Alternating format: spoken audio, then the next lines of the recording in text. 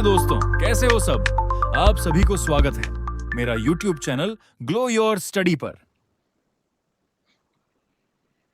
नमस्कार दोस्तों, नमस्कार प्यारे बच्चों, गुड आफ्टरनून, वेलकम।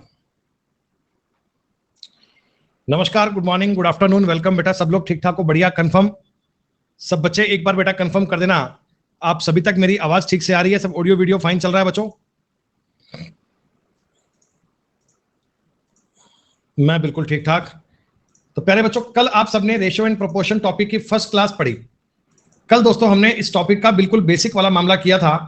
कल बेटा हमने इस टॉपिक में आपको सिखाया था कि रेशो को कैसे मर्ज करते हैं, रेशो में किस प्रकार की जानकारियां होती हैं। तो जितना बच्चों आप सबने कल पढ़ा और उसके तुरंत बाद में उसकी आपने प्रैक्टिस भी करी, क्या सब बच्चों को बात प्रॉपर समझ में आ गई? हम स्टेप बाय स्टेप चलेंगे। मैं आपको बहुत तेज, बहुत बड़े बड़े सवाल पहले नहीं करवाऊंगा। आप समय की चिंता मत करें, टाइम आपको एक्सटेंशन करवा के मिलेगा, चीजें आपको बेहतर मिलेंगी। हमारा टारगेट ये है कि जो भी आप मैथ्स पढ़ रहे हैं वो 100% आपको समझ में आनी चाहिए, 100% उनकी जानकारियां आपके लिए क्लियर होनी चाहिए, उनमें किसी प्रकार का सवाल आपके मन में रहना नहीं चाहिए। कल हमने बेटा रेशो को मर्ज करना सीख लिया था। रेशो के आधार पर जो जानकारियां बनती हैं उनको आप सबने पढ़ना सीख लिया था। और अब प्यारे बच्चों उसके बाद उसके आगे की चीजों कंटिन्यू करते हैं। आज बच्चा मैं थोड़ा उससे एडवांस लेवल पे जाऊंगा। जितना आपने कल पढ़ लिया था ना, आज हम थोड़ा सा उससे बढ़िया, थोड़ा सा उससे अच्छे लेवल पे चलेंगे। ऐसे करते करते बेटा आप टॉपिक के एक्सपर्ट बन जाओगे, आपको सारी चीजें समझ में आ जाएंगी। देवराज भैया, आपने कल की क्लास पढ़ी नहीं थी क्या? क्या आपने कल की क्लास पढ़ी नहीं थी भाई? तो डाउट सेशन में भेज दीजिए सवाल बेटा आपका। डाउट सेशन में आपका सवाल भेज दीजिए। सुनिएगा, कल आपने बेटा एक बात की थी कि 2a बराबर 3b बराबर 4c अगर होता है, अगर दोस्तों अगर a b c का अगर मैं आपसे रेशो पूछूं, तो आपने देखो इसका सिंपल तरीका ये किया था कि सर आप इन सबको इनके एलसीएम 12 के इक्वल मान सकते हैं। अब 2a की वैल्यू अगर 12 है तो a की वैल्यू आएगी 6, b की वैल्यू आएगी 4 और c की वैल्यू आएगी 3। ये वैल्यू कैसे आती है बच्चों, आप इसका तरीका भी जानते हैं, आप इसका तरीका भी जानते हैं। देखो, एक मैंने आपको ये भी बोला था, एक मैंने ये भी बताया था कि एक्चुअल में जो a का कॉफिशिएंट है ना 2, इसको आप बटा में लिख दो। ये b का जो कॉफिशिएंट है 3, इसको बटा में लिख दो। c का जो कॉफिशिएंट है इसको बटा में लिख दो। और अब इन सबका गुणा आप 12 से कर सकते हैं। तब भी प्यारे बच्चों आपके सवाल का उत्तर तो यही बनता है ना, तब भी आप इनको रेशो को तो इसी प्रकार लिखते हैं। हाँ, तो आज मैं आपको जो बात बता रहा हूं ना वो बता रहा हूं फ्रैक्शन। कई बार तुम्हें रेशो फ्रैक्शन में मिलता है। बेटा फ्रैक्शन में कैसे मिलेगा, सुनिए। मैंने आपको बोला a बटा 2 बराबर b बटा 3 बराबर c बटा 4। कल तो ये गुणा में था। अगर मैं यहां दोस्तों आपसे a अनुपात b पूछूं या c पूछूं तो ये आपको ज्ञात करना है। देखिए ये इतना सिंपल है, इतना इजी है बेटा कि a के बटा में 2 लिखा है तो a का मान 2 है, b के बटा में 3 लिखा है तो b का मान 3 है, c के बटा में 4 लिखा है तो c का मान क्या है? 4। c का मान क्या है? 4। अब ये इतनी सिंपल जानकारी को सर आप डायरेक्ट लिख सकते हो ना भाई, 2 3 4 ही बनेगा सर। अच्छा, एक बच्चे के मन में यह सवाल आया कैसे सर ये बात कैसे बनी, तो सुनो मेरी बात। क्या मैं इस जानकारी को k के इक्वल मान सकता हूं? हाँ बेटा, k के इक्वल मान सकता हूं। तो आप कहना जी a का मतलब बनेगा 2k, सर b का मतलब बनेगा 3k और c का मतलब बनेगा 4k। और अब अगर मैं आपसे a अनुपात b अनुपात c पूछूं तो क्या प्यारे बच्चों आप 2k 3k और 4k कह सकते हो? अब k तो इनमें कॉमन था, कट जाएगा, डायरेक्ट आपका रेशो ये बन गया ऐसा। ये बात मैं आपसे कहना चाहता हूं कि अगर दोस्तों कभी आप सर के सामने ऐसी कभी जानकारी आ जाए कि p बटा 5 बराबर है q बटा 7 बराबर है r बटा 3, तो जल्दी से मुझे बताओ सारे बच्चे, पी क्यू आर का रेशो क्या बनेगा? सब बच्चे फटाफट बताइए, पी क्यू आर का रेशो क्या बनेगा? सर रेशो बनेगा 5 7 3। इक्वल टू को ऐसे रेशो में लिखना आपके लिए आसान है, इक्वल टू को ऐसे रेशो में करना आपके लिए बहुत इजी है। अच्छा सर आपने बताया मान लो कभी ऐसा होता 3p बटा 5 बराबर है 4q बटे 7। अब बताओ सर, कुछ नहीं करते, जानकारी बहुत सिंपल है। जो भी p का कोफिशिएंट है ना इसको लिख दो पलट के, जो भी q का कोफिशिएंट है ना इसको लिख दो पलट के, जो भी इनके कोफिशिएंट है ना मतलब q के आगे क्या है 4 बटे 7, उसको पलट के q का मान बन जाएगा, p के आगे क्या है उसको पलट के p का मान बन जाएगा। लेकिन आपने कहा सर फ्रैक्शन में तो लिखते नहीं है, फ्रैक्शन लिखते नहीं है, तो क्या मैं इसका गुणा 12 से कर दूं? 12 से करोगे तो 5 चौका 20 और 7 तिया 21। आप यहां ये भी कर सकते थे कि सर मैंने 3 का यहां गुणा कर दिया, 4 का यहां गुणा कर दिया, तब भी आपका रिजल्ट सेम बनेगा, तब भी आपकी जानकारी सेम बनेगी। मैं तुम्हें यह कहना चाहता हूं कि अगर कभी आपके सामने नंबर अगर फ्रैक्शन में आ जाए ना बेटा, तो उनको देखकर उनमें गलती नहीं करनी है। 5a/7 बराबर है 2/3b बराबर है 4/3c। अगर मैं आपसे एबीसी का रेशो पूछूं बेटा, अगर मैं आपसे एबीसी का रेशो पूछूंगा तो तुम ये कह सकते हो 7/5 अनुपात 3/2 अनुपात 3/4। जो भी इनके कॉफिशिएंट है इनको बटा में लिख दीजिए। सर एक बात बताइए, 5 का और 4 का एलसीएम 20 आता है क्या? 5 का और 4 का एलसीएम 20 आता है जी। सर 20 से गुणा करोगे 4 बार, 4 7 28।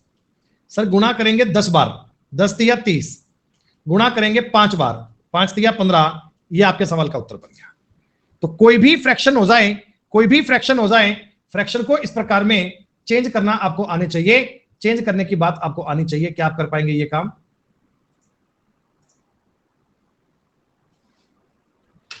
अगर ये काम बच्चों आप ठीक से कर पा रहे हैं तो आइए मैं तुम्हें इस कहानी पर बेस कुछ आसान आसान से 2-3 सवाल करवाने की कोशिश करता हूं।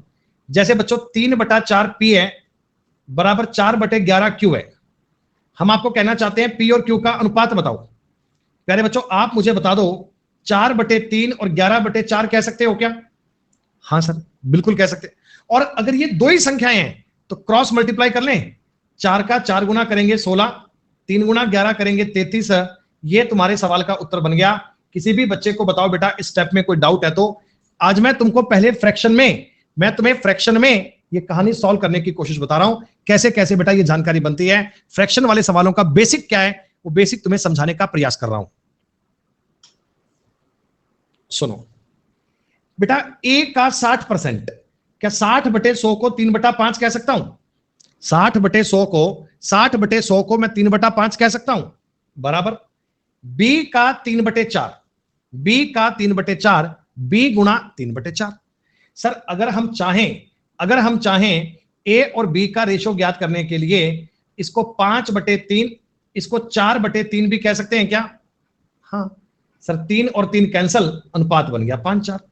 फ्रैक्शन में कोई भी जानकारी आ जाए रेशो में कन्वर्ट करना आना चाहिए, डायरेक्ट बात को भी आना चाहिए और फ्रैक्शन वाली जानकारी को भी पढ़ना आना चाहिए। कई बार इस प्रकार के सवाल बन जाते हैं। सुनिएगा सर, x बराबर 1/3y है। अरे संजय स्टार्टिंग से क्लास पढ़ना भैया, बेटा क्लास को राइट 3 बजे ज्वाइन किया कर भाई। अभी अभी तो गीत गा रहा हूं सेम कहानी के यार। अब टाइम से अगर लेट ज्वाइन करेगा तो मैं क्या करूंगा भाई। x बराबर 1/3y है। इसका मतलब क्या है? इसका मतलब है x और y का रेशो 1:3 है। क्या बच्चों इसका मतलब x और y का रेशो 1:3 है ना? सर पता कैसे लगेगा? अरे y की जगह 3 रखोगे तो x का मान 1 बन जाएगा, हो गया। सर y बराबर 1/2z है, यानी y और z का मतलब 1:2 आएगा क्या? कल की क्लास में ये चीजें तो आपने कूट कूट कर पढ़ी थी बेटा। कल की क्लास में आपने ये बातें अच्छे प्रकार से पढ़ी थी। मैंने आपको सिखाया बच्चों, आज भी सिखाया कि फ्रैक्शन को पलट के लिखना है, बस फ्रैक्शन को पलट के लिखना है। और अब आपने कहा जी एक्स वाई जेड को मर्ज कर देंगे।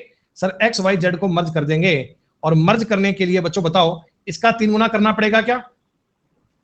अरे y का मान इसमें 3 है तो y का मान 3 बनाने के लिए 3 से गुना करना पड़ेगा। क्या सारे बच्चों को 3 नंबर सवाल क्लियर है?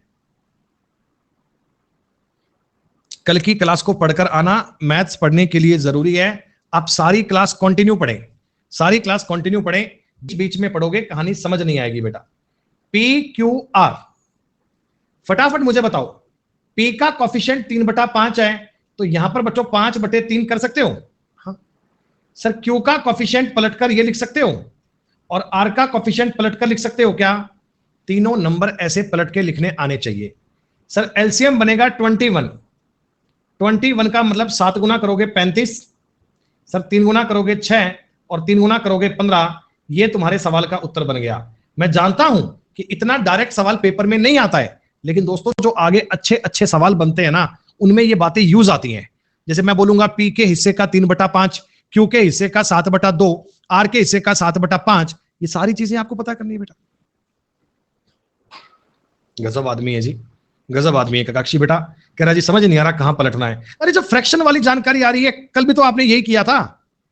तुमको कोई बताए ना बेटा कि एक और एक दो होते हैं, आप कहोगे सर कौन सा एक कह रहे हो सर आप, इधर वाला कि इधर वाला? गजब आदमी है यार। भैया कितनी बेसिक बात बताई तुमको। मैंने क्या बताया, 2a बराबर 3b बराबर 4c है।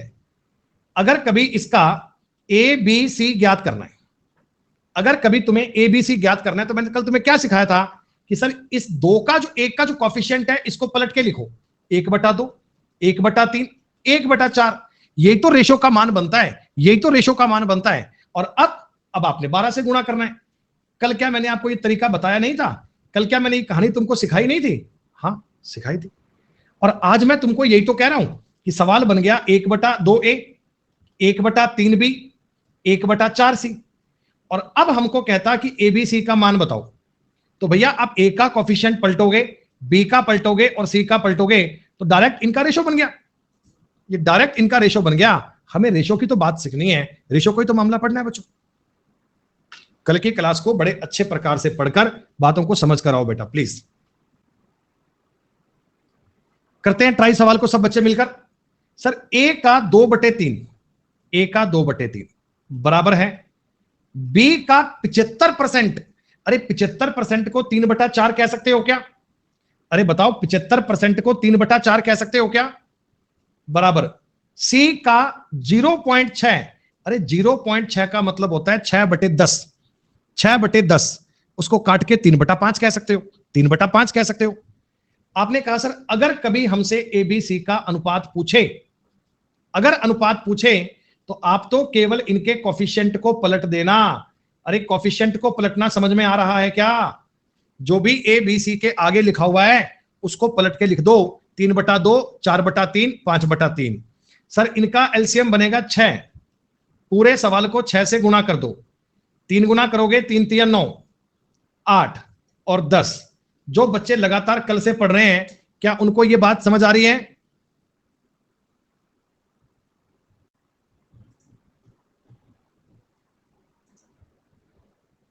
हाँ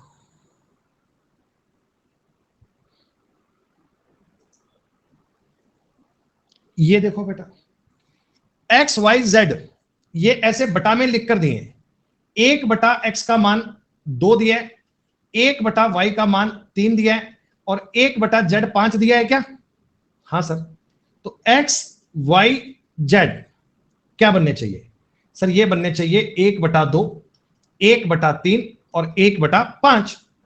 सर ये मान बनने चाहिए 1/2, 1/3, 1/5। और प्यारे बच्चों अगर मैं इनका एलसीएम लूंगा तो एलसीएम बनेगा 30। एलसीएम क्या बनेगा? 30। 30 से गुणा करो तो x का मान 15, 1/3 से 10 और 1/6 से 6, 15, 10 और z बन जाएगा। यानी कि दोस्तों ये बात आपको आइडिया हो रही है?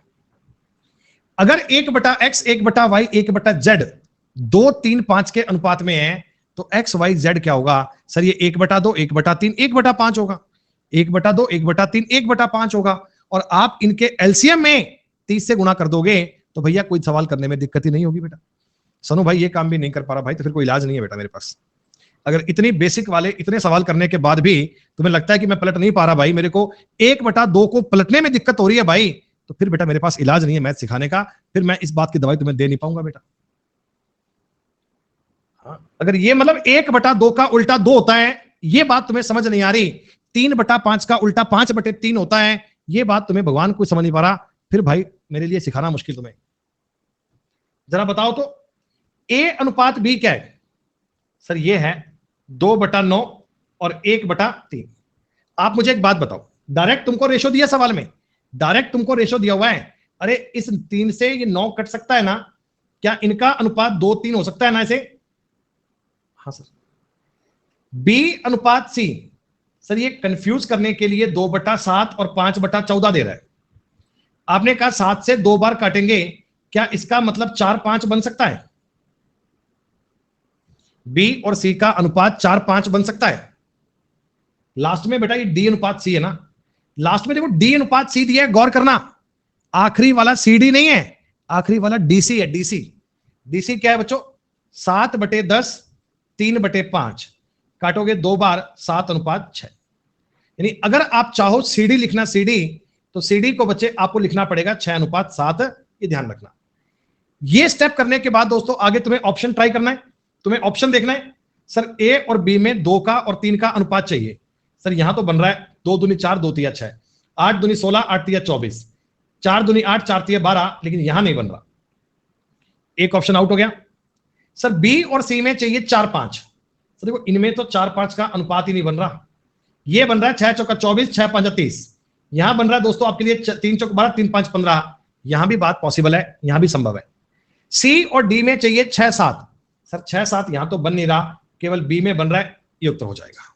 और अगर आप चाहें कि इनको मर्ज करना है, अगर चाहें इनको मर्ज करना है, तो कल जो मैंने बेसिक बताया था उससे मर्ज कर पाओगे? कल जो मैंने बेसिक बताया था उससे मर्ज कर पाओगे ना? जैसे देखो पहले एबीसी करते हैं, तो पहले इसका गुणा 4 से, इसका गुणा 3 से कर पाएंगे?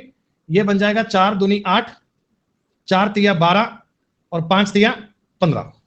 हमने कहा जी इनको मर्ज कर दीजिए, इनको मर्ज कर दीजिए एबीसी। सी का मान इसमें 15 है, सी का मान इसमें 6 है। सर 15 का और 6 का एलसीएम आता है 30। तो 30 करने के लिए आप इसका गुणा 5 कर लीजिए, 30 करने के लिए आप इसका गुणा 2 से कर लीजिए, खत्म। 16, 24, 30 और ये बनेगा 35। ये आपके सवाल का उत्तर बन गया, ये आपके सवाल का उत्तर बन गया ऐसा। अरे आशीष नालायक आदमी, इसमें तेरे को डायरेक्ट रेशो दिया हुआ है। अरे मूर्ख आदमी, एक बार सवाल तो पढ़ ले यार, गजब का आदमी है। अगर उस सवाल में मैं आपको 3a बराबर 2b कहता तब बातें अलग होती हैं, और डायरेक्ट तुमको अगर ये रेशो दे दूंगा तब बातें अलग होती हैं। अबे सवाल तो देख ले यार। कह रहे जी इसमें आपने क्यों नहीं पलटा है? हमने तो पलटना याद कर लिया था, हमने तो रट लिया था कि पेपर में सवाल आएगा तो पलट देंगे। क्वेश्चन तो देख ले भाई, आंखें तो खोल ले एक बार यार, एक बार देख तो ले वहां लिखा क्या हुआ है। नहीं वो तो मैं देखता नहीं हूं, मैंने तो याद कर लिया कि पलटना है सवाल को। पलट दिया तूने लड़े, पलट दिया। सुनो, अगर प्यारे बच्चों ए और बी का रेशो 1/2 और 1/3 दिया हुआ है, तो आप मुझे बताओ डायरेक्ट इसको 3-2 कह सकते हो क्या? अरे क्रॉस मल्टीप्लाई करके, क्रॉस मल्टीप्लाई करके क्या 3:2 कह सकते हो? सर बी और सी में रेशो देखो 1/5, 1/3, क्या मैं इसको 3-5 कह सकता हूं? हाँ, लेकिन सर आप तो मुझे सारे बच्चे ये बता दो कि एबीसी का मान क्या करोगे? डायरेक्ट वैल्यू पुट कर दोगे या पहले बी को इक्वल करोगे? क्या पहले बी को इक्वल करेंगे ना बेटा? बी को इक्वल किए बिना तो काम नहीं बन सकता सर, बी को इक्वल किए बिना तो काम नहीं बन पाएगा। इसके लिए 3 से गुणा, इसको 2 से गुणा करना पड़ता है। 3 तिया 9, 3 दूनी 6 और 5 दूनी 10। अरे यहां तक की बात सबको समझ में आ रही है? आपसे पूछा a प्लस बी, आपसे पूछा b plus C. Sir a plus B का मतलब 15, b प्लस सी का मतलब 16। डायरेक्ट आपके सवाल का उत्तर आ गया डी। कंफ्यूजन नहीं है, डाउट नहीं है, परेशानी नहीं है बच्चे। सवालों को 2-2 बार देखकर रिपीट करना है, 2-2 बार क्लास को रिपीट करना है, 2-2 बार चीजें पढ़ोगे तो बात आपको समझ में आएगी अच्छे प्रकार से।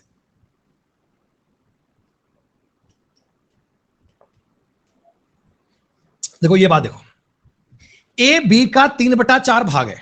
जो ए है ना, ए वो बी का 3/4 है।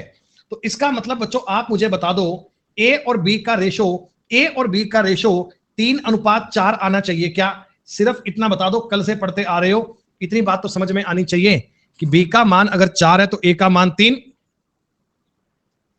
सर ये 3-4 कौन से ऑप्शन में है? ए और बी 3-4 कौन से ऑप्शन में है? सर ये केवल एक ही ऑप्शन में है, केवल एक ही ऑप्शन में है, और कहीं ये नहीं है सर। यही आपका आंसर बन गया।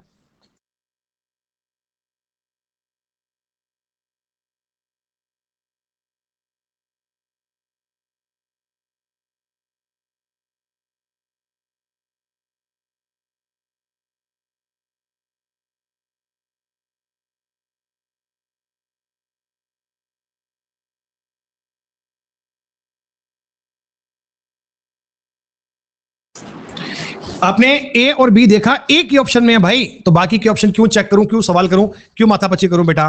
खत्म बात, हो गया। ये देखो, मैं तुमको जो कहानी सिखा रहा था, मुझे एक बार देखकर बताओ बेटा। ये सवाल मैं तुमको सिखा रहा हूं, एसएससी के पेपर का पूछा हुआ सवाल है। a/3 बराबर b/2 बराबर c/5 है। इसमें देखो इक्वल टू दिया है, इसमें फ्रैक्शन दिया है। अरे बेटा मुझे बताओ ना, ए बी सी की जगह पर क्या मैं डायरेक्ट 3 2 5 कह दूं? क्या बोलो बोलो, डायरेक्ट 3 2 5 कह दूं? Very good. c प्लस ए का मतलब 8, 8 का स्क्वायर 64, a प्लस बी का मतलब 5, 5 का स्क्वायर 25, b प्लस सी का मतलब 7, 7 का स्क्वायर 49 है। क्या निर्धारित समय में सवाल सारे बच्चे कर पा रहे हैं ना? निर्धारित समय में सवाल सारे बच्चे कर पा रहे हैं ना?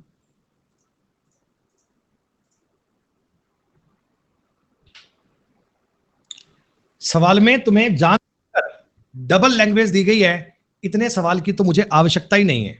सुनो, 10% लड़के यानी बॉयज का 10% बराबर है गर्ल्स का 1/4, यही है क्या?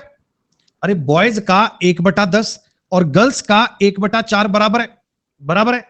आप कहना सर जी मैं 2 से काटूंगा, 2 और 5, तो डायरेक्ट मुझे बता दो बॉयज और गर्ल्स का रेशो आप 5:2 कह सकते हो क्या?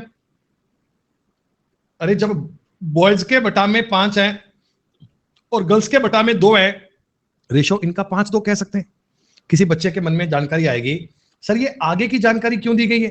बेटा ये तुम्हें कंफ्यूज करने को दी गई है ताकि तुम सवाल में चिंता महसूस करो। देखो लड़कियों का 10% बराबर है बॉयज का 1/25, तब भी कोई बात अलग थोड़ी है। 5 से काटोगे 5, 5 से काटोगे 2, तो भी गर्ल्स के बटा में 2 और बॉयज के बटा में 5 आएगा, आंसर तो सेम बनेगा ना बेटा। एक ही बात को 2 अलग अलग बार कह दिया ताकि बच्चा उसमें ज्यादा टाइम खर्च करे, और आप तो टाइम खर्च मत करना, आप सवाल कर पाओगे बेटा। आज की क्लास में मैं आपको स्टार्टिंग में जिस बात पे तुम्हारा माइंड कंफर्ट करना चाहता हूं बच्चे, वो है रेशो वाली जानकारियां, वो है रेशो वाला कंसेप्ट।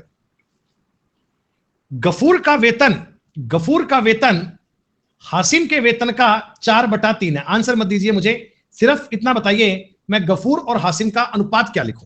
देखिए सिंपल सी बात होती है बेटा, गफूर के आगे 1 लिखा हुआ है, 1 लिख दो, इसके 4/3 को पलट के 3/4 करोगे। अरे यही तो काम करना है ना।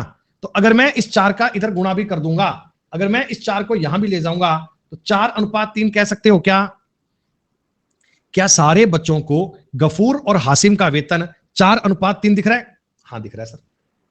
सतीश का वेतन हासिम के वेतन का 5/4 है।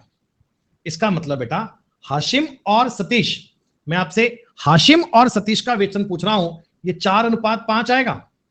शिवानी बेटा मैं ध्यान से देखो, हाशिम और सतीश का पूछ रहा हूं, हाशिम इन दोनों में इक्वल आना चाहिए क्या?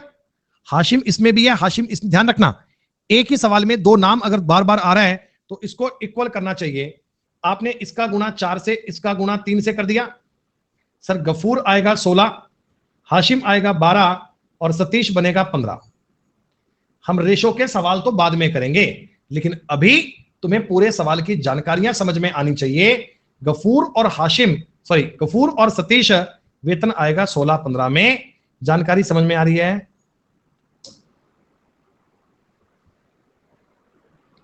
चीजें बहुत वेल डिजाइन तरीके में ना एक एक लेवल पे दी गई हैं। मैं चाहता हूं एक एक सवाल, एक एक कॉन्सेप्ट तुम्हें खुद से बनाना है। ये सवाल क्लास कोई तेज नहीं चल रही है, क्लास में क्वेश्चन इजी है, इसलिए उनको बार बार बता रहा हूं ताकि तुमको ये बात समझ में आ जाए। बेटा बताओ, ए की संपत्ति बी की संपत्ति का 5/7 गुना है। सिर्फ मुझे इतना बताइए ए और बी का अनुपात क्या लिखूं?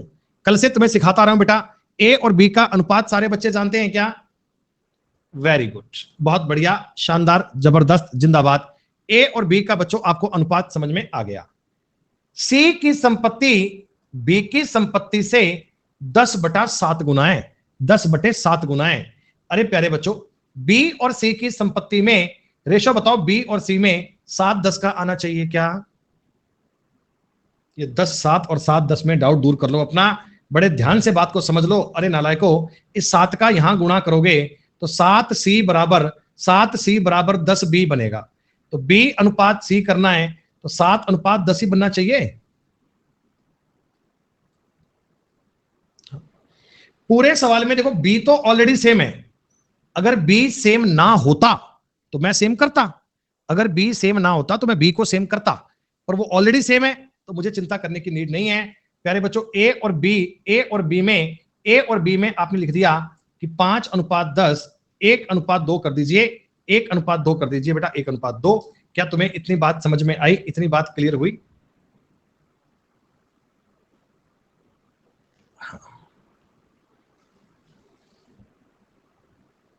अच्छा, क्या पूछा है? सी का ए से पूछा है क्या आपसे? अगर रेशो सी से ए का पूछा है, लास्ट में जानकारी ये पूछी गई है, सी का ए से अनुपात बताओ, तो सी का ए से अनुपात 2:1 आएगा। अगर सी का ए से पूछा है 2:1 कर दीजिएगा। लास्ट की लाइन को तो पढ़ ही लोगे, ए का अनुपात सी से या सी का अनुपात 1 से। ये स्टार्टिंग के जो 13 सवाल है, ये 13 सवाल है, ये तुम्हें सबको समझ में आए? सानू कह रहे हैं जी ए अनुपात बी समझ नहीं आया। सानू बेटा एक बार रेज हैंड कर ले बेटा। सानू बेटा तेरे पास रेज हैंड का ऑप्शन आ रहा है, एक बार बेटा रेज हैंड कर ले सानू, मैं आपके सारे डाउट को दूर कर दूंगा। रेजू भैया एक बार रेज हैंड कर लीजिए, अपन बात कर लेते हैं 1 to 1।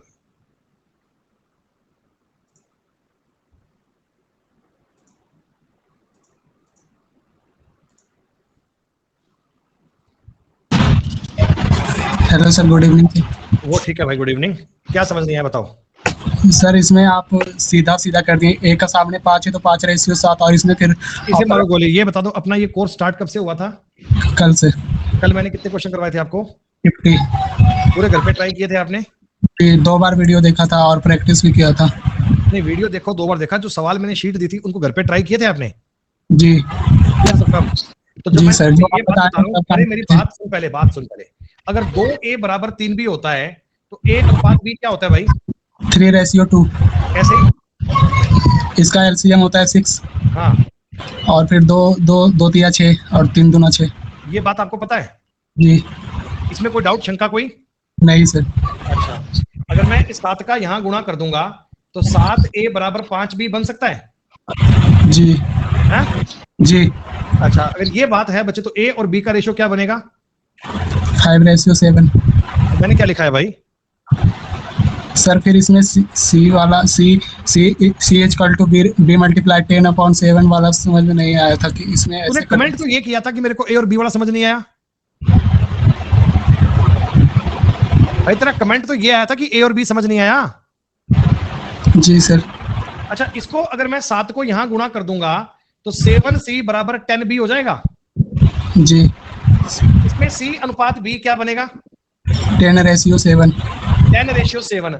और मैंने यहाँ क्या लिखा है? b और c को 7-10 कर दिया, तो कुछ गलती कर दी क्या? नहीं सर, उल्टा लिख दिया, इसलिए समझ में नहीं आया था।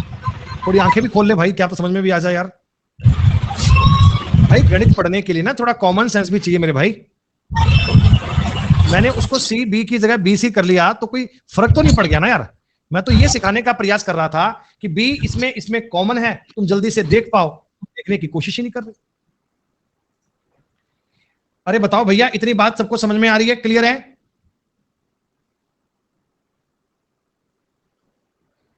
चलो अब चलते हैं न्यू कॉन्सेप्ट पे। पूरे सेशन को 2-2 बार देखकर बड़े ढंग से इन बातों को समझना, ताकि तुम इन जानकारियों को क्लियर कर पाओ। देखो बेटा, कभी मैं तुमसे कहता हूं ना तो ए और बी का मान 3:2 है, ये कहता हूं ना, तो इसका मतलब ये नहीं है कि ये 3 है और ये 2 है। इसका मतलब है ये इनका रेशो है, इनका अनुपात है। हो सकता है ये 6 हो सकता है ये 4 हो सकता है ये 12 हो सकता है ये 8 हो सकता है ये 300 हो सकता है ये 200 हो।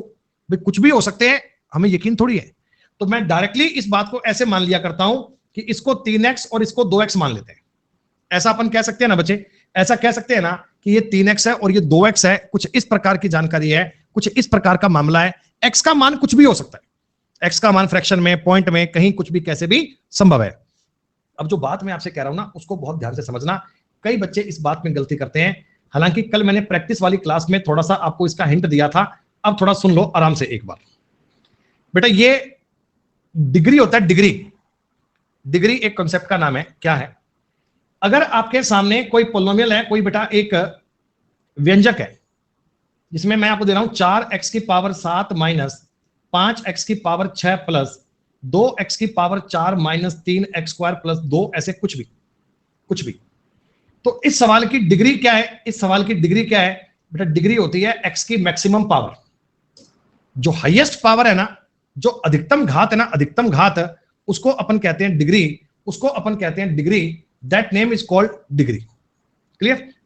अब सुनो, बात समझना, बड़े कायदे वाली बात है, बहुत ध्यान से ट्राई करनी है। हमें पेपर में दो अलग अलग प्रकार के सवाल मिलते हैं। ए और बी का रेशो मान लीजिए 3:2 है। मैंने वैल्यू नहीं बताई, मैंने ये बोला है ए और बी दो संख्याएं मान लीजिए 3:2 में है। तो आपको बच्चे वैल्यू फाइंड करनी है 5x + 4 5a + 4b upon 5 3a - 2b।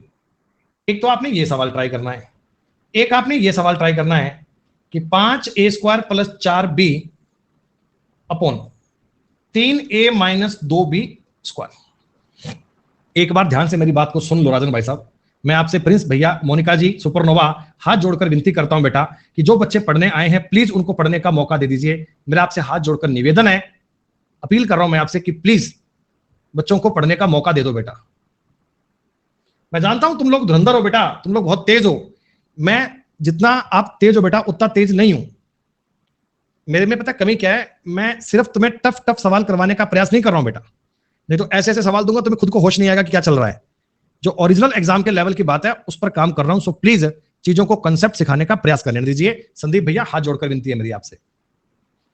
अब देखो बेटा, कई बार बच्चे क्या होते हैं ना, इस सवाल को समझते हैं कि सर ऐसे क्वेश्चंस में डायरेक्टली वैल्यू पुट करनी है, सर डायरेक्टली वैल्यू पुट करनी है, लोग ऐसा समझते हैं। पर मैं थोड़ी सी तुम्हारे वहम को दूर कर रहा हूं। देखिए बेटा, मैं एक बात बताओ, इसको 3x और इसको 2x मान सकता हूं ना? चूंकि ये रेशो की बात है, मेरे को मान तो पता नहीं है, तो मैं क्या करता हूं, ए की जगह पे 3x और बी की जगह पे 2x मान लेता हूं। x का मान तो मैं जानता ही नहीं हूं, x का मान तो मुझे पता ही नहीं है, x का मान तो मुझे आइडिया नहीं है। तो मैंने देखा a की जगह पे अगर 3x रखा बेटा, तो ये बन गया 15x प्लस 4 दूनी 8x बेटा 3 तिया 9x 2 दूनी 4x। बेटा इस बात में से अगर मैं x कॉमन लूंगा, ऊपर में 15 और 8 आ गया, और यहां से भी x कॉमन लोगे तो 9 - 4 आ गया। सवाल का उत्तर आ गया 23/5। कारण बेटा देखो, ये x और x आपस में कैंसिल आउट हो गए, ये x से x आपस में कट गया। यानी कि इस क्वेश्चन में, इस सवाल में ना, x का मान कुछ भी होता, x का मान 3 4 5 2 1 7 8 10 12, उससे मुझे कोई फर्क नहीं पड़ता, उससे कोई फर्क नहीं पड़ता। मैं तो डायरेक्ट इस 3 और 2 को रखकर उत्तर ज्ञात कर सकता हूं, मैं तो डायरेक्ट इसको रखकर उत्तर ज्ञात कर सकता हूं। हाँ, लेकिन अब अगला सवाल देखो, अब यहां बात को समझो। सर a² का मतलब होगा 9x², 9x² 9 × 5 = 45x² प्लस 4 दूनी 8x। 3a का मतलब 3 तिया 9x माइनस b² का मतलब 4x² 8x²। ये बात हो गई। आपने कहा था देखो, ऊपर वाली कहानी में से x कॉमन लेते हैं तो अंदर बनेगा 45x + 8, निचले वाली कहानी में से भी x कॉमन लोगे तो उत्तर बनेगा 9 - 8x। एक बार x तो कट गया, लेकिन अभी भी दोस्तों, अभी भी आप मुझे बताओ, इतनी कहानी आज भी बाकी है ना? यानी अब जो आपका ये उत्तर है बच्चों, देखो इसमें x एग्जिस्ट कर रहा है, x अभी आ रहा है ना, तो आप इसमें x का अलग अलग मान रखते जाओगे तो अलग अलग उत्तर आता जाएगा। x का मान 1 है तो उत्तर अलग आएगा, 2 है तो अलग आएगा, 4 पे अलग आएगा, 5 पे अलग आएगा, 8 पे अलग आएगा। इसलिए बच्चों हम इसे कहेंगे C and D, इसका उत्तर ज्ञात नहीं कर सकते। कहने का मेरा मतलब यह है कि जिस क्वेश्चन में डिग्री सेम हो, ऊपर नीचे डिग्री सेम हो, ऊपर नीचे डिग्री सेम हो, वहां तो वैल्यू पुट कर सकते हैं, वहां तो वैल्यू पुट कर सकते हैं। लेकिन जिस सवाल में डिग्री सेम नहीं हो, वहां पे आप वैल्यू पुट नहीं कर सकते। जिस सवाल में डिग्री सेम ना हो, वहां पर आप कभी भी वैल्यू पुट नहीं कर सकते। जैसे कि दोस्तों, आप मेरी इस बात को समझो, x और y का तुम्हें अनुपात दिया हुआ है 5:2, ठीक। अब आप जब भी ऐसे सवाल में वैल्यू पुट करने जाए ना, तो जरूर पहले चेक करना सवाल में डिग्री सेम है ना। देखो यहां भी पावर 3 है, यहां भी 3 है, यहां भी 3 है, यहां भी 3 है, तो पावर को आपस में सारी कट जाएंगी, सारी कट जाएंगी। आप इसमें वैल्यू पुट कर सकते हो। 5 का क्यूब होगा 125, 2 का क्यूब 8, 5 का क्यूब 125 और 2 का क्यूब 8।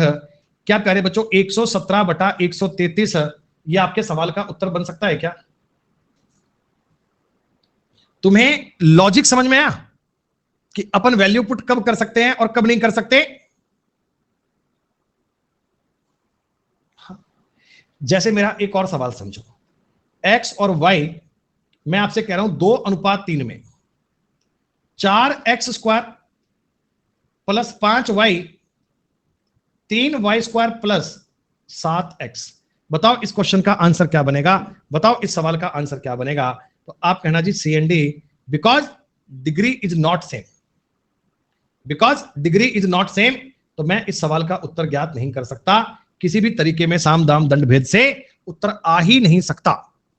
अच्छा, एक सवाल मुझे और बताओ, x² plus xy minus 2x² करो, 2x² minus xy minus y² बटा में 3x² minus xy plus 2y²। क्या बच्चों बताओ इसमें उत्तर आ सकता है कि नहीं आ सकता? सर इसका उत्तर पॉसिबल है, इसमें डिग्री सेम है। अरे इसमें डिग्री सेम है। कहां सेम है सर डिग्री? अरे भाई ये x की पावर 2 है, इसकी पावर 1, इसकी पावर 1 गुणा होके 2 तो बन जाएगी। कैसे बन जाएगी? सुनो मेरी बात, अगर मैं इसको एक बार 2k और 3k मान लूं, एक बार 2k और 3k मान लूं, आपने कहा रख के देखते देखो, x² का मतलब 4k², 4 दूनी 8k² प्लस इन दोनों का आपस में गुना करोगे तो 6k² बनेगा माइनस 9k²। यही बनना चाहिए क्या? बोलो बेटा एक बार। देखो पूरे सवाल में k² चल रहा है ना, तो कटने में दिक्कत नहीं है। 4 तिया 12k² minus 6k² 18y² k²। बेटा पूरे क्वेश्चन में ये कॉमन लेके कट जाएगा ना, पूरे सवाल में बताओ k² कॉमन लेके कट जाएगा ना, तो k² का कोई फर्क नहीं पड़ता। 8 6 14, 14 में से 9 गए 5, 12 में 6 गए 6, 6 और 18 24। ये आपके सवाल का उत्तर बन गया। हर क्वेश्चन पे आंखें बंद करके वैल्यू पुट नहीं करनी, पहले देखना है कि डिग्री सेम है कि नहीं है। अगर डिग्री सेम है तो वैल्यू पुट करना, ऐसे तुक्के मार के वैल्यू पुट नहीं करते। क्या बताओ बेटा इसका आंसर आएगा ना? सिर्फ यस और नो बता दो जी, आंसर आएगा कि नहीं आएगा? आएगा। x की जगह पे रखता हूं 5, 25 minus 10 plus 4, 25 plus 10 plus 4 sir 19/39 बनना चाहिए। क्या तुमको मेरी बात समझ में आ रही है? डिग्री कंसेप्ट अपना कैसे काम कर रहा है देख पा रहे हो?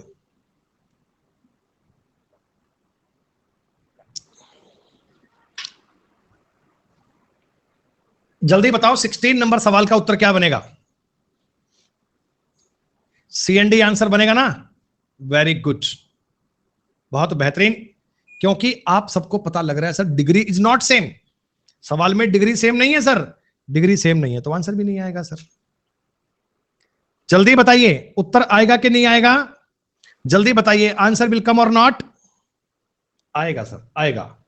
एक ही जगह 3 रखेंगे, 3 का स्क्वायर 9 और 4 13, 9 में 4 घटाओगे 5, सवाल का उत्तर 13/5। किसी बच्चे को इस डिग्री वाले कंसेप्ट में कोई डाउट? किसी बच्चे को डिग्री वाले कंसेप्ट में कोई डाउट? 18 नंबर सवाल घर से कर लाओगे बेटा?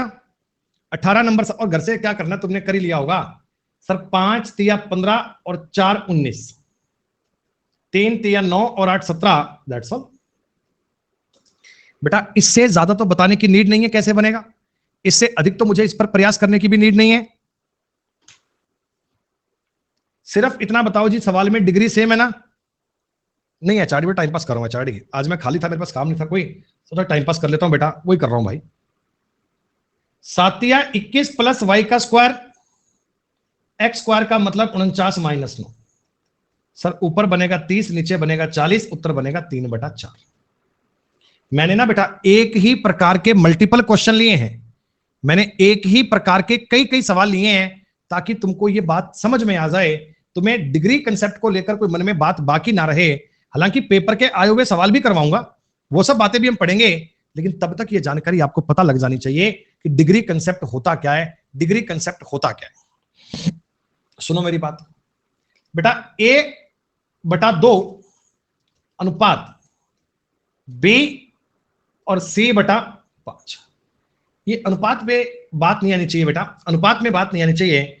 आप ये बता दो मुझे कि ये बराबर में बात होनी चाहिए, बराबर में, यानी 4 दूनी 8, 8 9 17 में 5 गए 14, 14 बटे, सॉरी क्या बनना चाहिए, 4 दूनी 8, 8 और 9 17, 17 में 5 गए 12, 12 बटे 3, उत्तर बनेगा 4। बेटा ये ना उत्तर सवाल ऐसा लिखा हुआ फॉर्मेट सही नहीं है, बटा में फ्रैक्शन लिखने का मामला नहीं होता है, ये बटा में फ्रैक्शन लिखने की बात नहीं होती है। इनको ये कहना चाहिए a बटा 2 बराबर b बटा 3 बराबर c बटा 5। थोड़ा सवाल में चेंज कर लेना, a बटा 2 बराबर b बटा 3 बराबर c बटा 5। तो अब मुझे बताओ, अब मैं a b c का रेशो 2 3 5 कह सकता हूं बेटा, ऐसा कह सकता हूं? हाँ, तो आप वैल्यू पुट कर दीजिएगा। देखो सवाल में डिग्री सेम है, डिग्री सेम है बच्चे, 4 दूनी 8, 3 3 9 माइनस 5 और बटा में 3, तो 4 तुम्हारे सवाल का उत्तर बन गया। डिग्री का कंसेप्ट कैसे कैसे अप्लाई होगा, डिग्री की बात कहां कहां तुम्हें पढ़नी है, तुमको सवाल में लगानी आनी चाहिए। 20 नंबर तक के सवाल क्लियर हो गया? 20 एक जैसे सवाल करवा दिए, एक जैसी बात करवा दी। 20 क्वेश्चन करने के बाद डाउट आता है जी, कंफ्यूज्ड हो गए सर, समझ नहीं आ रहा, बेटा फिर नहीं आएगा। सुनिएगा, अरे दोनों की देखोगे दिया बेटा, दोनों की डिग्री, दोनों की मैच करनी है। x प्लस वाई और x माइनस वाई का रेशो दिया है 11:1। देखो इसमें तुम्हारे लिए ना एक स्टेप बढ़ गया। अब ना आपको डायरेक्ट x y का मान नहीं दिया, एग्जामिनर ने डायरेक्ट x y का मान नहीं दिया, उसने तुम्हें x प्लस वाई का दे दिया, x माइनस वाई का दे दिया। कॉमन सेंस तो कहता है, कॉमन सेंस तो कहता है सर इसको 6 और इसको 5 लिख लो, आप इसको 6 और 5 लिख लो बेटा, कोई दिक्कत नहीं है, ये बात सही है। 6 और 5 11, घटाओगे तो 1 बनेगा। लेकिन सर मेरा तो कॉमन सेंस 0 है, सर मैंने तो कभी जीवन में किताब नहीं खोली है, तो मुझे कैसे आइडिया आएगा? तुमको मैंने कल सिखाया था बेटा, तुमको ये बात मैंने कल बताई थी क्या? अरे ये बात तुमको मैंने कल सिखाई थी ना कि x प्लस वाई अगर 11 है, x माइनस वाई अगर 1 है, x चाहिए तो जोड़कर आधा कर लो, y चाहिए तो घटाकर आधा कर लो। अगर x चाहिए तो जोड़कर आधा कर लो, y चाहिए तो घटाकर आधा कर लो। तो प्यारे बच्चों x और y का रेशो 6:5 आ गया। और जब सबसे 6 और 5 आ गया, 6 और 5 आ गया, फिर तो आगे डिग्री सेम है ना, फिर तो आगे सवाल में डिग्री सेम है ना, अप्लाई कर जाना। 5 6 का 30, 3 5 15, 6 माइनस 5 दूनी 10, सर ऊपर बनेगा 45, नीचे माइनस का 4, तो उत्तर माइनस में बोलना है, सही आंसर बन जाएगा। एग्जामिनर ने एक स्टेप आगे बात कर दी, वो कहता है जी तुमको ये बात ऐसे सॉल्व करनी है, तो भी कर पाओगे ना बेटा? अरे ये पहली बार पढ़ रहे हो सकता है कोई बात तुम्हें कम समझ में आ रही हो सकता है कोई चीज तुम्हें कम क्लियर हो पा रही हो, लेकिन घर पे जब आप ये सवाल कई बार खुद से ट्राई करोगे, जब खुद से इन पे कोशिश करोगे, तो और अच्छे से कर पाओगे और अच्छे से काम कर पाओगे बेटा। सुनो मेरी बात, सर 2x प्लस 3y बटा में 3x प्लस 5y है, रेशो को ऐसे लिख सकते हैं, बराबर 18/29, 18/29। सर x और y चाहिए, कैसे करें भैया? क्रॉस मल्टीप्लाई कर सकते हो क्या? इन नंबर का ऐसे तिरछा गुणा कर सकते हैं, अपन कैंची गुणा कर सकते हैं। 29 दूना 58x, 29 तिया 87y, 18 तिया 54x, 18 5 90y। सर ये 54 इधर जाएगा 4x, y इधर आएगा 3y। x और y का रेशो बताओ बेटा, 3 4 कहना चाहिए क्या? आप फ्रैक्शन को ऐसे बटा में कहें तो भी कोई दिक्कत नहीं है, रेशो बोल दीजिए, फ्रैक्शन बोल दीजिए, दोनों प्रकार की जानकारियां समझ में आ रही हैं।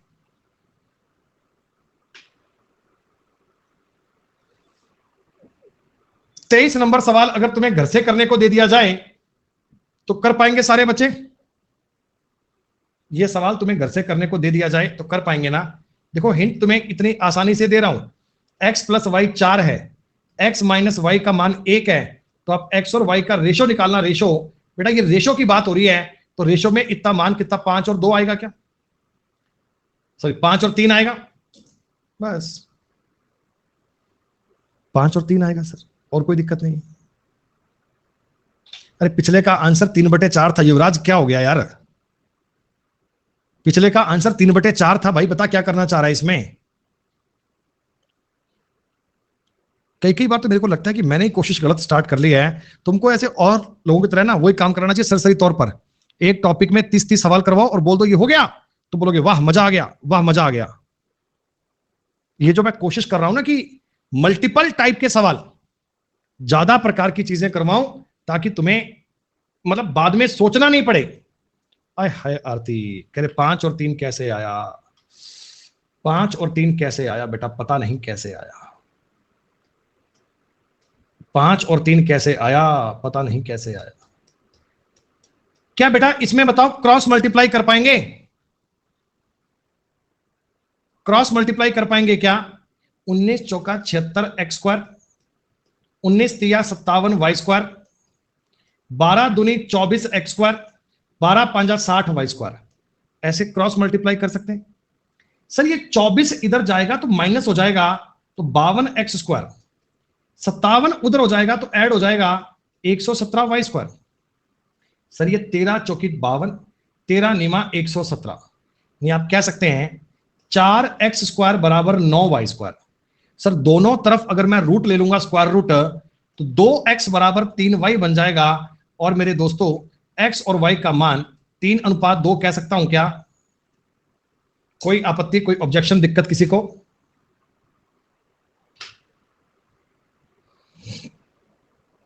सुनिएगा, देखो बेटा ये एक बहुत ही सिंपल, बहुत ही बेहतरीन सवाल है।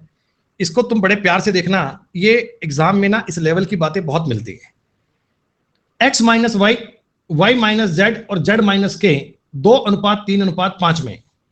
देखो इस बात का मीनिंग क्या है, इस बात का मतलब क्या है, इस बात का मतलब क्या है। 25 क्वेश्चन होने तो पूरे ब्रेक भी ले लेंगे, थोड़ा सुकून रखा करो बेटा। एक तो x - y है, एक y - z है, एक z - k है। बेटा रेशो का मतलब क्या होता है? रेशो का मतलब क्या होता है? रेशो का मतलब ये होता है सर कि अगर इस चीज का मान 2 है तो इस चीज का मान 3 है और इस चीज का मान 5 है, ऐसा है क्या? सर अगर इसका मान 2 है तो इसका मान 3 है और इसका मान 5 है। अब ये नंबर भी इन्होंने ऐसे ही नहीं दिए, सोच समझ कर दिए। आप ये बताओ गणित में बेटा, गणित में 2 और 3 का जोड़ 5 होता है क्या? 2 और 3 का जोड़ 5 होता है क्या? हाँ। तो मैं तुम्हें यह भी कह सकता हूं ना कि x - y और y - z। प्यारे बच्चों आप मुझे बताओ, अगर इसका मान 2 है, इसका मान 3 है, तो ये दोनों जोड़कर क्या z - k के बराबर आने चाहिए क्या? भाई अगर ये 2 है, ये 3 है, तो दोनों जोड़कर क्या 5 के बराबर होना चाहिए? क्या होना चाहिए ना, बताओ बेटा एक बार। भाई आपने तो कहा है सर अगर इसका मान 2 है, इसका मान 3 है, अगर ये 2 और 3 है तो इनको जोड़कर ये 5 के इक्वल होना चाहिए। अगर ये होना चाहिए तो बात बन गई। सर y से y कैंसिल हो गया। y 2 और 3 5 तो बेटा हमेशा होते हैं शिवकांत, 10 साल पहले भी थे, 50 साल पहले भी थे, 1000 साल बाद भी होंगे बेटा, हमेशा होंगे ये। सर x - z जो है ना वो z - k के बराबर है। हो गया। आपने कहा सर k को इधर ले आओ, k को इधर लाऊंगा x + k, z उधर जाएगा तो 2z बन जाएगा क्या? x + k और 2z इक्वल बन जाएगा क्या? हाँ। तो बस आपका काम हो गया। z और x + k का रेशो पूछा है। सर क्या हम इस x + k की जगह पर 2z रख सकते हैं? 2z, z z cancel. आपके सवाल का उत्तर आ गया 1:2। ये अपना एक घर बनाया हुआ सवाल था, ये मेरा एक होममेड क्वेश्चन था, ताकि मैं तुम्हें एग्जाम के लेवल का सवाल करा पाऊं। एक बार बताओ इस सवाल का बेसिक समझ में आया?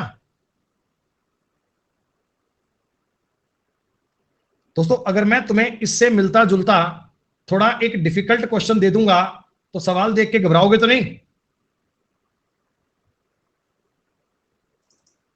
चलो 5 मिनट का छोटा सा ब्रेक है, 5 मिनट का छोटा सा ब्रेक है, और मैं ये चाहता हूं ब्रेक में आप सारे बच्चे ये सवाल ट्राई करें। मैं चाह रहा हूं बेटा 5 मिनट में ये सवाल तुम सारे ट्राई करें।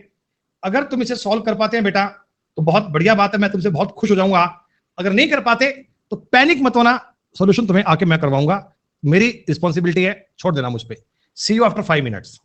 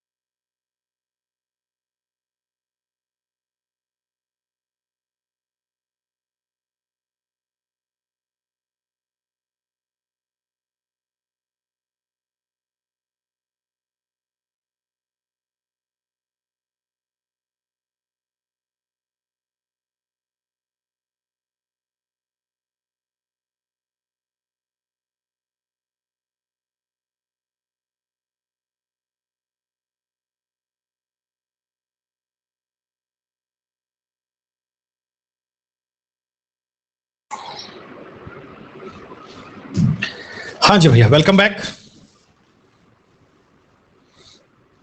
सबका आंसर आ गया 22।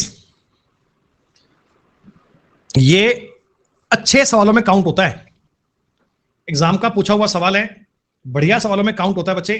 3 और 4 का जोड़ कितना है? 7। अगर ये 3 और 4 का जोड़ 7 है तो आप कहना सर जी x minus 2y plus 8z plus y minus 3z plus 4w बराबर होगा 4x plus 5z minus 7w। अगर 3 और 4 7 है तो इक्वल होना ही चाहिए सर। सर w देखो, z कितना बन रहा है? इधर 8 और 3 5, इधर पे 5 कैंसल कैंसल। अब सारी जानकारियां एक तरफ कर लीजिए। Sir x minus 2y plus y minus 4x बराबर हो रहा है माइनस का 7w और माइनस का हो रहा है बच्चे 4w। यही बन रहा है क्या?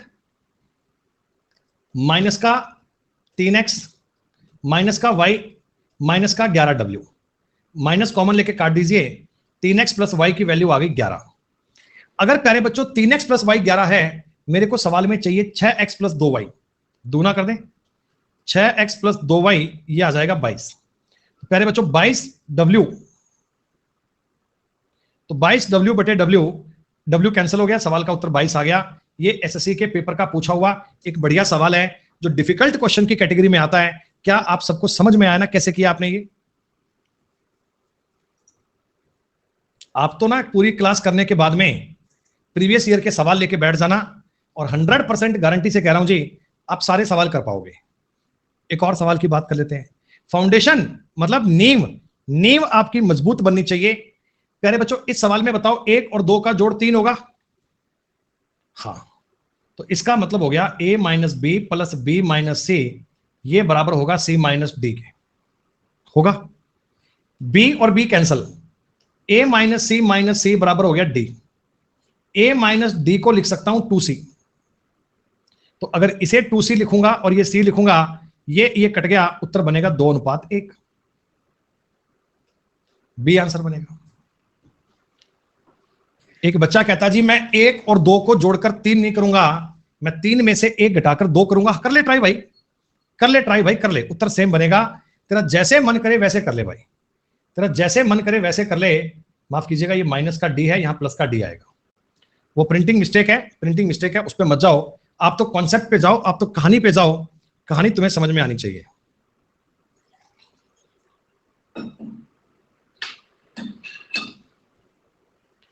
एक और सवाल की बात करते हैं। सर 3x और 2y इसकी वैल्यू है जी 21/22। 21/22। तो 3 से इसको काट सकते हो 7 बार, 2 से काट सकते हो 11 बार। सर x और y आना चाहिए ना, रेशो में आना चाहिए 7-11। आपको एक इक्वेशन भी दी गई है, देखो 7 चौका 28, 11 पंजा 55, ये 83 के इक्वल भी बन रहा है। इसका मतलब यही इनके मान है। x का मान 7 है, y का मान 11। बच्चों मेरे से पूछा है y माइनस एक्स, 11 माइनस 7 बनेगा 4 आंसर बनेगा। क्या आप सबका उत्तर भी 4 आ रहा है क्या? जितने बच्चे कोर्स को कल से पढ़ रहे हैं, दोनों क्लास ज्वाइन कर रहे हैं, प्रैक्टिस वाली क्लास भी और फाउंडेशन वाली भी, क्या उनके सवाल बन रहे हैं? उनको मजा आ रहा है सवाल करने में? टॉपिक पे आपकी कमांड बेटा एक दिन में रिफ्लेक्ट नहीं होगी। रेशो टॉपिक अपना चलेगा 7 क्लास में। 7 क्लास आप मेरी लगातार पढ़ना, पूरी क्लास पढ़ना। उसके बाद में PYQ की पिछले 5-7 सालों के क्वेश्चंस की बुक लेके बैठना, 5-7 क्वेश्चंस की बुक लेके बैठना, आपको सारी बात समझ में आ जाएगी, आपको सारे सवाल समझ में आ जाएंगे, क्या क्या कहानी तब कैसे कैसे बननी चाहिए बेटा। अब इसके बाद में एक नई थ्योरी है, एक न्यू थ्योरी है, एक नया कंसेप्ट है। पहले बच्चों आप कंसेप्ट को समझो। एक बात मुझे बताओ बेटा, मेरे पास कहीं पे 3/4 लिखा हुआ है, क्या मैं इसको 6/8 कर सकता हूं क्या? अगर मैं इसको 6/8 करूंगा क्या तो भी बराबर रहेगा? और मैं इसको बेटा अगर 9/12 कर दूंगा तो भी बराबर रहेगा? अच्छा, अब मैं अगर ऊपर वाले तीनों जोड़ लूं, 3 6 9, नीचे वाले तीनों जोड़ लूंगा 4 8 12, बताओ कितना बनेगा? 9 6 15 3 18, 12 8 20 4 24, तब भी काटापीटी मचाकर 3/4 बनेगा। मतलब ये भी इनके बराबर ही आ रहा है क्या? ये भी इनके बराबर ही आ रहा है। अच्छा, तो इसका मतलब मुझे ये समझ में आया, क्या आया,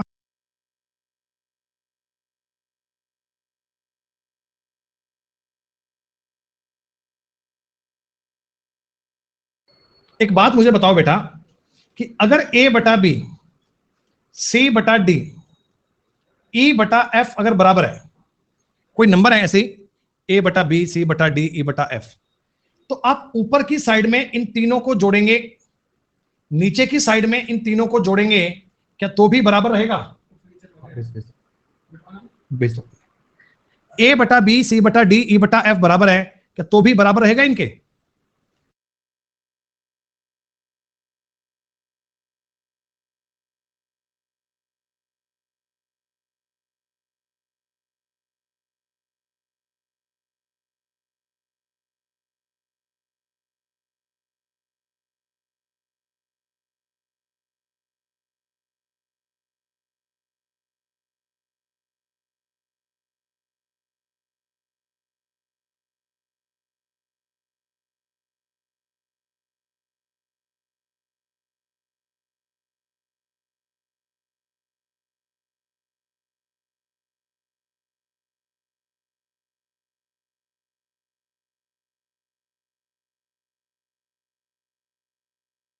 चलो कोई नहीं, ठीक है, कर देना है।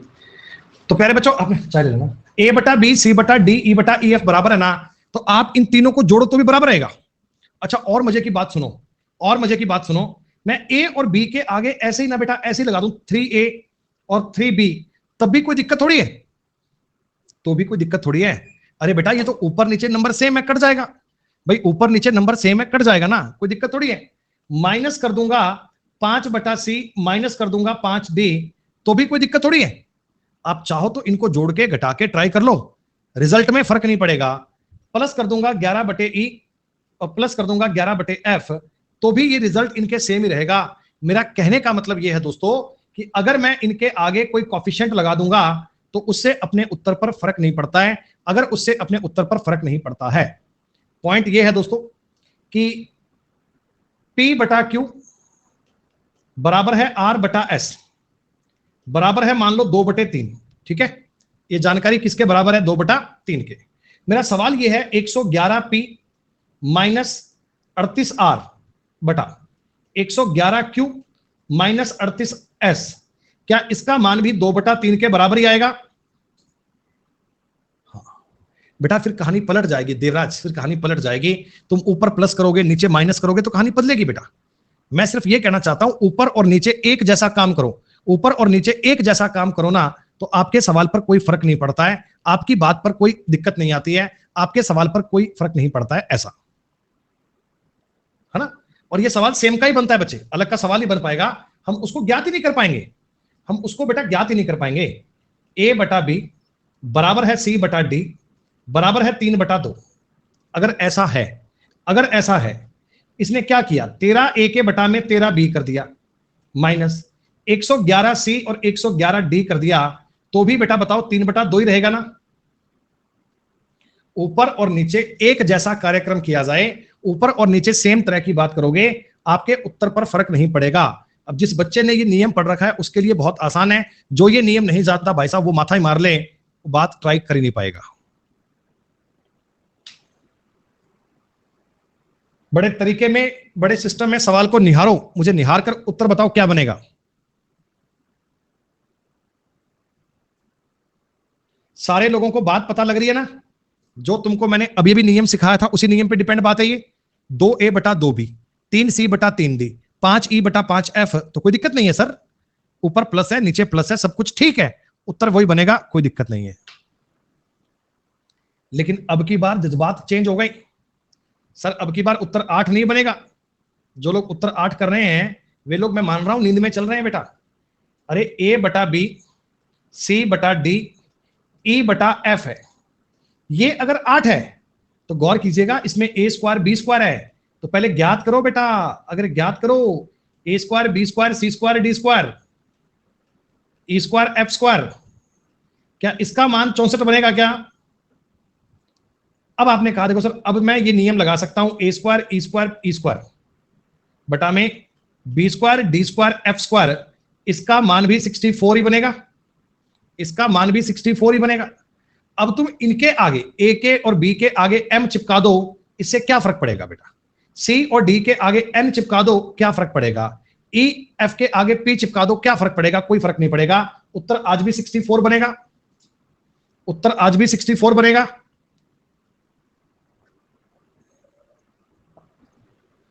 कीर्ति बेटा वैल्यू पुट करके देख लेना बेटा ना, तुम्हारा मन कर रहा है कि सर वैल्यू पुट करके, अरे एचआरडी 1 + 1 माइनस तो फर्क नहीं पड़ता भाई, ऊपर नीचे सेम करना। मैं ये सवाल तुम्हें ऐसे दूंगा, m² + nc² minus pe² mb² nd² minus pf², तो भी फर्क नहीं पड़ेगा, उत्तर यही बनेगा। लेकिन दोस्तों अगर आप यहां पर प्लस कर दोगे और यहां पर माइनस कर दोगे तो फिर ये कहानी बदल जाएगी, फिर ये आंसर नहीं आ पाएगा, तब ये आंसर नहीं आ पाएगा, तब ये कहानी ऐसी बनेगी। तुम्हें समझ में आया?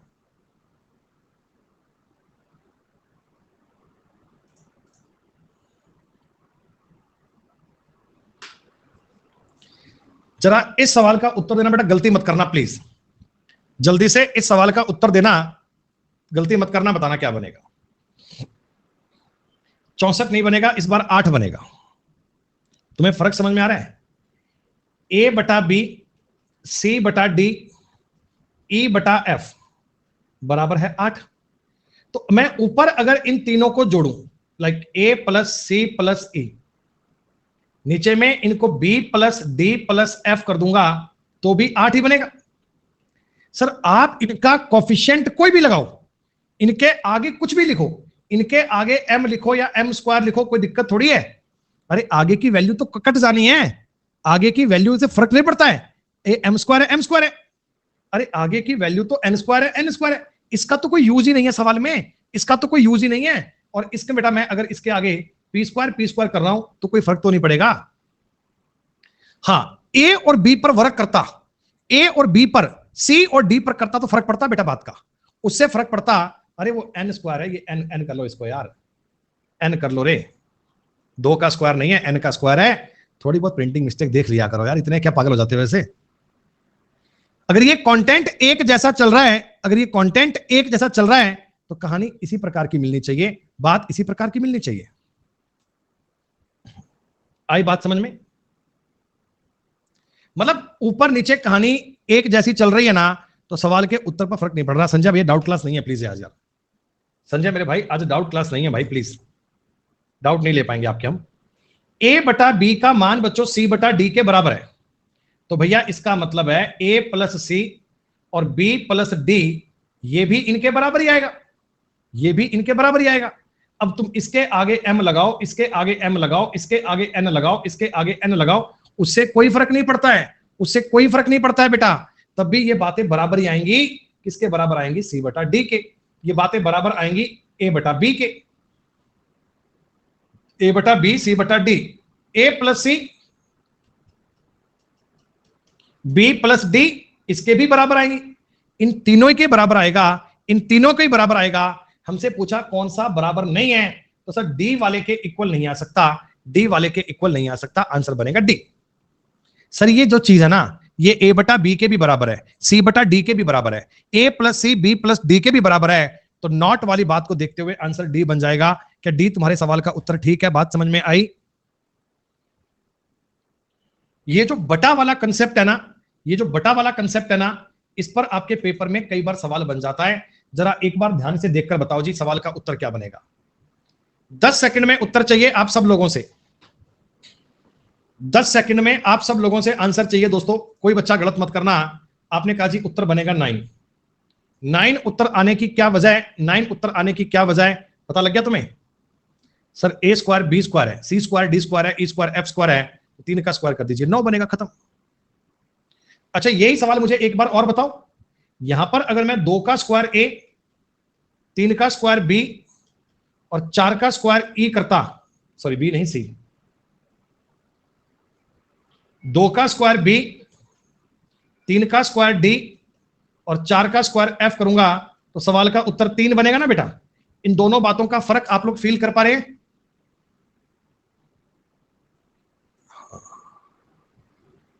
अब थोड़ा और आगे चलते हैं, स्टेप बाय स्टेप कहानी बनती है बेटा। सवाल आपने इजी तो बहुत सारे करे, अब थोड़ा अच्छे लेवल की बात भी कर लेते हैं। सो प्लीज एक बार मेरी बात को ध्यान से सुन लेना बेटा, ये बहुत बेहतरीन सवाल है, बहुत अच्छा सवाल है।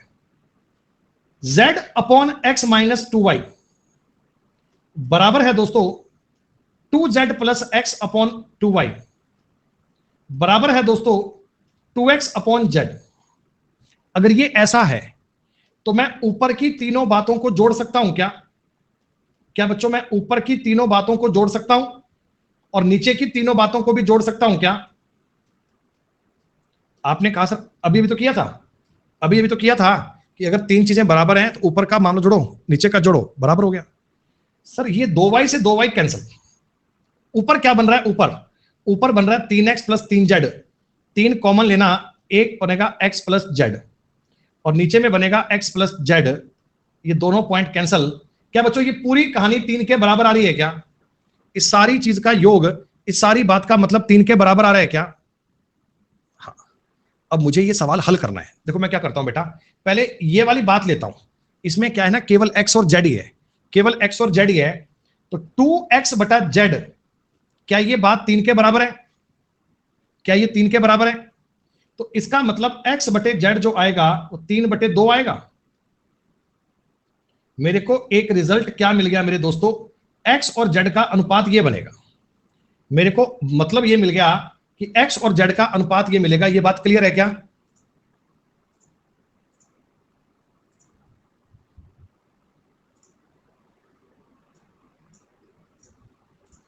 और सुनना बेटा, जितने बच्चों ने 5 बजे वाली क्लास कल ज्वाइन नहीं की थी वो आज मैंडेटरी करनी है। उसे करना शायद नहीं है, उसे पक्का करना है, अवश्य करना है आपने। इतनी बात तक सबको समझ में आ गया?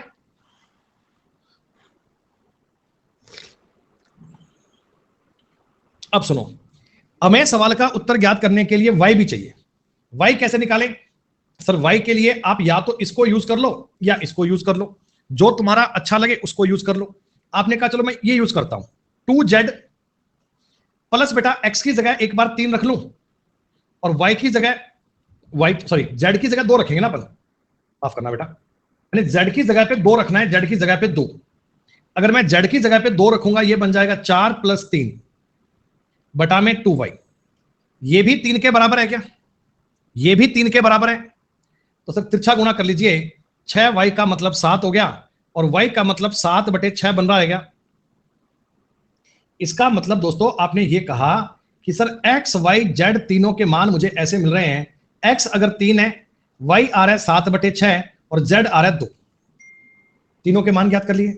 लेकिन सर एक बात बताओ, क्या ये रेशो ठीक है? आपने कहा नहीं 6 गुना करेंगे, 6 तिया 18, 7 एकम 7, 6 दूनी 12। ये प्यारे बच्चों एक्स वाई जेड का रेशो बन गया। ये प्यारे बच्चों एक्स वाई जेड का रेशो बन गया। आपने मुझसे पूछा X plus Y plus Z, तो X plus Y plus Z का मतलब बनेगा ये और बटा में आएगा ये। तो 37/12 इस सवाल का उत्तर बन गया। ये इस टॉपिक का बेहतरीन सवाल है बच्चों, जहां पर वो कंसेप्ट काम आया a बटा b वाला। ये बात आपको समझ में आई क्या?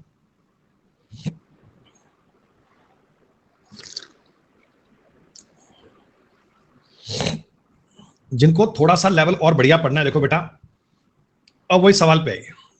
कोई शॉर्ट में नहीं होगा, यही होगा बेटा, कोई शॉर्ट में नहीं होगा, जो भी होगा वो यही होगा। एक कहानी को और सुनना, एक कहानी को और सुनना।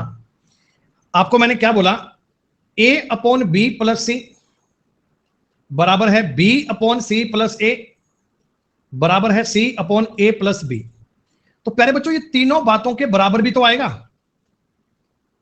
नीचे में 2 बार a 2 बार b और 2 बार c बनेगा, 2 बार a 2 bar b 2 bar c बनेगा। सर 2 कॉमन ले लीजिए, रिजल्ट आ जाएगा 1/2। इस क्वेश्चन में आप एक खास बात समझेंगे बेटा, इस सवाल में आप एक खास बात समझेंगे। क्या बात समझेंगे? इन्होंने ना आपको बोला, क्या बोला कि a greater than 0, b greater than 0 और c ग्रेटर देन 0।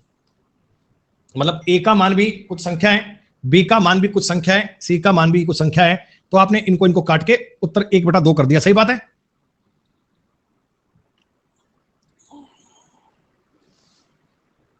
इफ यदि अगर प्यारे बच्चों किसी सवाल में मान लो कोई सवाल में ऐसा बोल दे कि a प्लस बी प्लस सी 0 है, मान लो कभी मैं ऐसा कह दूं बेटा a प्लस बी प्लस सी 0 है, बेटा तब तो 0 और 0 आप काट नहीं पाओगे ना बेटा, तब तो आप 0 और 0 काट नहीं पाओगे ना बेटा, गणित में थोड़ी कभी 0 कटती है। तब इसका मतलब क्या बनेगा, तब प्यारे बच्चों इस सवाल का उत्तर बनना चाहिए -1। तब प्यारे बच्चों सवाल का उत्तर बनना चाहिए -1। कैसे बनेगा सुन लो बेटा, b प्लस सी को a उधर ले जाओ -1 कह सकता हूं सर, a बटा -a से a कट गया, उत्तर आ गया -1। या c प्लस a को भी -b कह सकते हो, b upon -b -1, c upon -c -1। यानी कि प्यारे बच्चों मैं आपको यह कहना चाहता हूं, मेरी बात पे गौर करना, if a upon b plus C, algebra में ऐसे सवाल मिलेंगे, b upon a plus c upon a plus b, इस चीज का रिजल्ट -1 भी आ सकता है, इसका रिजल्ट 1/2 भी आ सकता है। ये कब आएगा, ये तब आएगा सर अगर a प्लस बी प्लस सी 0 के बराबर हो, और ये तब आएगा जब a plus B plus C is not equal to 0 हो। ये दो कंडीशंस होती हैं, तो आप इसका मान एक को नहीं मान सकते, इसके दोनों मान बन सकते हैं, दोनों मान डिपेंड करते हैं सवाल पे। संजय भाई साहब डाउट की क्लास नहीं है भाई साहब, ये नया कोर्स है, चीजें बेसिक से पढ़ रहे हैं भाई, तो डाउट में प्लीज मत कीजिए एक बार काम ऐसा। सबको ये बात समझ आई क्या?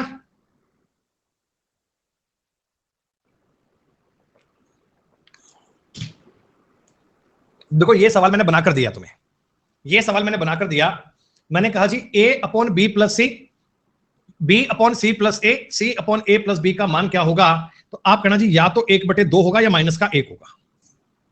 कंफर्म नहीं है ना, मैं इसमें तो कोई कंडीशन दी नहीं है, जब कंडीशन नहीं दी, ठीक है, कंडीशन नहीं दी तो दोनों में से कोई भी बात संभव है, दोनों में से कोई भी हो सकता है, ये दोनों केस आपको एज्यूम होने चाहिए। नई बात करते हैं, एक और बात करते हैं, आज हम 40 तक के सवाल करेंगे बेटा, और इस क्लास के बाकी बचे 10 सवाल तुम्हें 5 बजे वाली क्लास में करवाऊंगा। डेली तुम्हें एक एक शीट पूरी कराऊंगा, 50-50 सवाल तुम रोज करोगे तो ही बेटा एग्जाम का एक्चुअल लेवल है वो ट्रेस कर पाओगे। सुनना मेरी बात बेटा, डायरेक्ट इस सवाल में बताओ वैल्यू मान सकते हो? अगर इस सवाल को बेसिक्स में जाओगे तो बहुत टफ पड़ेगा। देखिए इन्होंने सी की जगह पे 5 रख रखा है, ए की जगह पे इन्होंने 2 रख रखा है ना, यानी अगर मैं ए को 2 मानता हूं तो बी को 4 मान सकते हो, क्योंकि 2 और 4 6। देखो बी को अगर 4, सी को अगर 5 मानोगे, ऊपर 9 बन रहा है, सारी वैल्यू बन रही है सर। ए को 2, बी को 4, सी को 5 मानने पे सब कुछ हो रहा है सेटिस्फाइड, तो ए को 2, बी को 5 और इसको 4 मान लीजिए, ऊपर बन गया 7, नीचे बन गया 4, दैट्स ऑल। काहे तुम्हें कहीं बात सॉल्व करनी है बेटा, काहे तुम्हें कहीं बात पे कुछ करना है, ये बात तो आपकी डन होगी।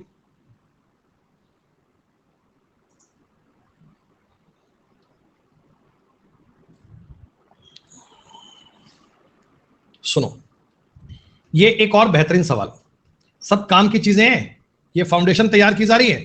दीपिका बेटा क्लास में एनरोल कर लो, ऊपर तुम्हें लिंक दिया हुआ है, वो इसीलिए दिया हुआ है कि आप उस बात को समझ पाए। प्यारे बच्चों एक बात बताओ, ए और ये बीसी का रेशो है 1:3, सी और ए बी का रेशो है 5:7।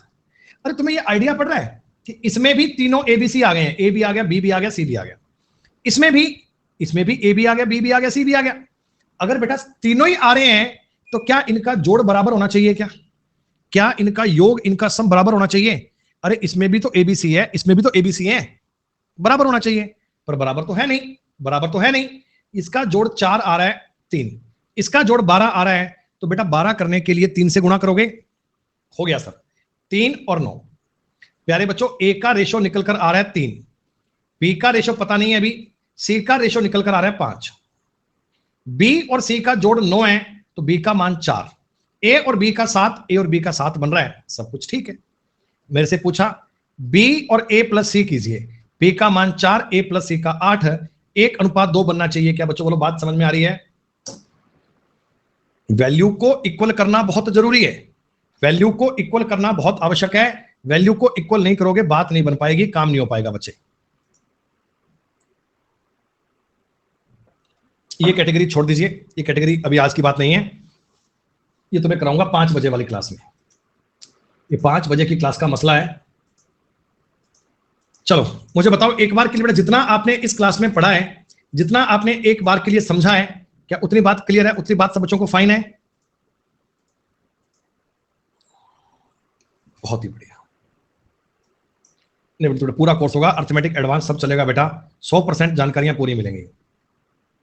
हिमांशु भैया कोई दिक्कत नहीं है, फ्लैट फुट का इधर कोई इशू नहीं है, वो डिफेंस में होता है भाई, डिफेंस में दिक्कत होती है, यहाँ कोई दिक्कत नहीं है बेटा। अपडेट सेक्शन बेटा प्रिया काम नहीं कर रहा है, उसमें पीडीएफ नहीं जा रही है, आपको टेलीग्राम पर मिल रही है, आपको पीडीएफ मिल रही है कम्युनिटी पे, दोनों पे बेटा पीडीएफ उपलब्ध है, आप उसे कर सकते हैं। संजय मेरे भाई कितनी बात एक बात बोलोगे यार। विशाल भाई ये कोई डाउट थोड़ी है, क्या करो इसमें, ये तो कल आपने पढ़ाई है। और ये संजय भाई ये इस क्लास के सवाल नहीं है मेरे भाई, प्लीज यार। बाकी बच्चे बेटा इस बातों को पढ़ने के लिए अभी तैयार नहीं है। नहीं बेटा ऐसा नहीं है, आप डेली क्लास कर सकते तो फायदा मिलेगा, रोज एक ही सवाल को लगातार करना है।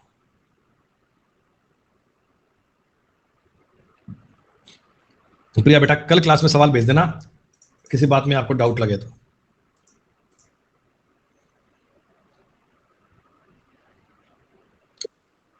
आई थिंक देर क्लास में नहीं है।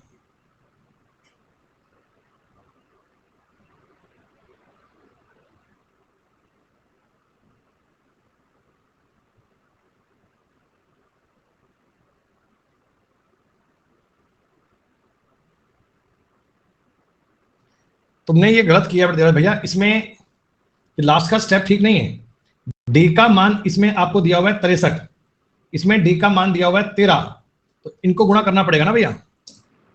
चलो लास्ट स्टेप तुमने ठीक नहीं करा देवराज, एक बार चेक कर लेना भाई, आखिरी स्टेप में आपने गलती कर दी है। 5 बजे क्लास का लिंक नहीं मिला, आज पिन किया हुआ ऊपर देख लो भाई, पिन किया हुआ है, इसे कर पाएंगे आप। चलिए दोस्तों बहुत बहुत शुक्रिया, आभार, धन्यवाद दोस्तों। उम्मीद करता हूं जितना आपने क्लास में पढ़ा समझ में आया होगा। बच्चों 5 बजे मिलते हैं, बहुत ही अल्टीमेट तरीके से प्रैक्टिस करेंगे। आज की क्लास का सबको मजा आया दोस्तों, बढ़िया प्रकार समझ में आई बातें आपको।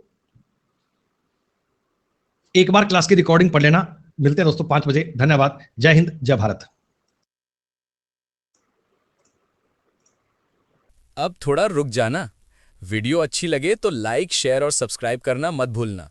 याद तो रहेगा ना? चलो चलते हैं, बाय।